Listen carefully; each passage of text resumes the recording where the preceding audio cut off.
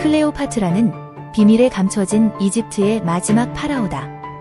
얼마 전 넷플릭스에서 클레오파트라를 흑인이라고 주장하여 역사 왜곡 논란이 있었다.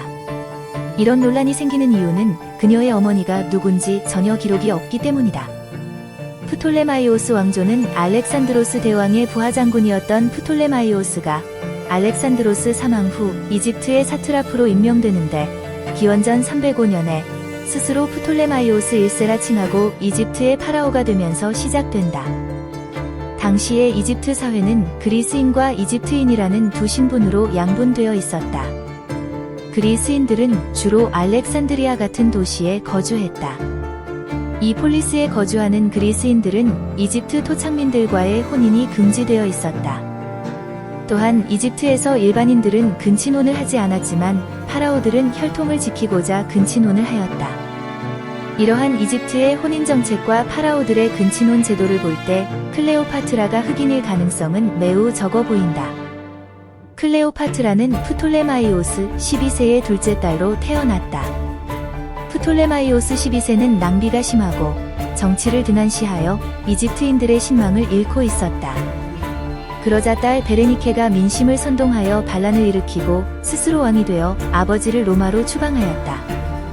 이집트는 왕국을 담보로 로마에서 막대한 자금을 빌렸고 이로 인해 오래전부터 로마의 간섭을 받고 있었다. 베레니케는 사절단을 로마로 보내 자신을 파라오로 인정해 줄 것을 요청한다. 그러나 사절단은 로마에 도착해서 모두 암살당하고 프톨레마이오스가 로마군과 함께 이집트로 돌아오면서 베레니케는 처형된다. 클레오파트라는 파라오가 된다. 그러나 그녀는 남동생 프톨레마이오스 13세와 공동 통치를 해야 했다. 클레오파트라는 남동생과 혼인까지 했지만 결국 둘 사이의 갈등은 내전으로 확대된다. 클레오파트라는 내전에서 패배하여 테베로 철수한다. 카이사르가 알렉산드리아에 도착했을 때 클레오파트라는 펠루시움 외곽에서 동생과 대치하고 있었다. 그리스 내전에서는 폼페이우스가 카이사르에게 패배하고 이집트로 도피한다. 카이사르는 폼페이우스를 추격하여 알렉산드리아에 입성한다. 클레오파트라를 축출한 프톨레마이오스 13세는 이집트가 카이사르와 폼페이우스의 각축장이 되는 것을 원치 않았다. 그는 폼페이우스를 초대한 뒤에 자객을 시켜 암살한다. 프톨레마이오스 13세는 자신이 그리스 내전을 종식시켰다고 우쭐대며 폼페이우스의 머리를 카이사르에게 보냈다. 그러나 프톨레마이오스의 기대와 달리 카이사르는 크게 분노한다. 비록 정적이기는 하나 폼페이우스는 로마 시민의 존경을 받는 로마의 최고 집정관이다. 속국의 왕이 암살을 한다는 것은 가볍게 넘길 일이 아니었다. 이러한 소식을 접한 클레오파트라는 카이사르를 직접 만나기로 한다. 그녀는 동생의 감시를 피하기 위하여 자신의 충복에게 자신을 카페트에 둘둘 말아서 카이사르에게 가져가라고 시킨다. 카이사르는 선물을 풀어보라고 한다. 그런데 카페트에서 클레오파트라가 나오자 그는 깜짝 놀란다. 클레오파트라는 매력적인 옷을 차려입고 그녀의 재치와 언변으로 카이사르를 매혹시켰다. 프톨레마이오스 13세는 클레오파트라가 카이사르와 궁전에 함께 있다는 것을 알고 알렉산드리아의 군중을 선동하여 소요를 일으키려 하지만 실패한다. 카이사르는 클레오파트라와 그녀의 동생이 공동으로 통치하도록 하였다. 이로써 클레오파트라는 다시 파라오로 복귀할 수 있게 되었고 프톨레마이오스는 폼페이우스 암살에 대한 대가를 치르게 된다. 그러나 이러한 결정이 클레오파트라에 편향된 것이라고 판단한 포테이노스는 2만 명의 군대를 이끌고 와서 클레오파트라와 카이사르를 포위하고 성 안에 억류되어 있던 프톨레마이오스 13세를 빼돌려 자신들과 합류시킨다.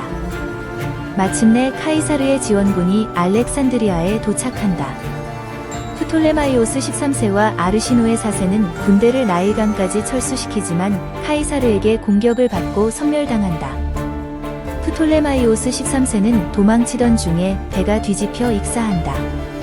아르시노의 4세는 로마에서 열린 카이사르의 승전 기념식에 끌려간 뒤 아르테미스 신전으로 추방당한다. 클레오파트라는 카이사르의 아들 카이사리온을 낳는다. 카이사르와 본처인 칼푸르니아 사이에는 아직 자녀가 없었다. 클레오파트라는 카이사리온의 아버지가 카이사르라고 여러 번 공식적으로 선언한다. 그러나 카이사르는 칼푸르니아를 생각해서 카이사리온에 대해서는 마지막까지 침묵을 지켰다. 카이사르는 로마로 출발하면서 4개 군단을 이집트에 주둔시킨다. 이집트에서 클레오파트라의 입지를 굳힘과 동시에 그녀의 활동을 억압하기 위한 용도였다. 카이사르가 로마로 돌아가자 클레오파트라도 따라간다. 카이사르는 자신의 별장을 클레오파트라의 숙소로 제공했다. 클레오파트라는 로마에 머무는 동안 카이사르의 정책 결정에 영향을 미치기 시작했다.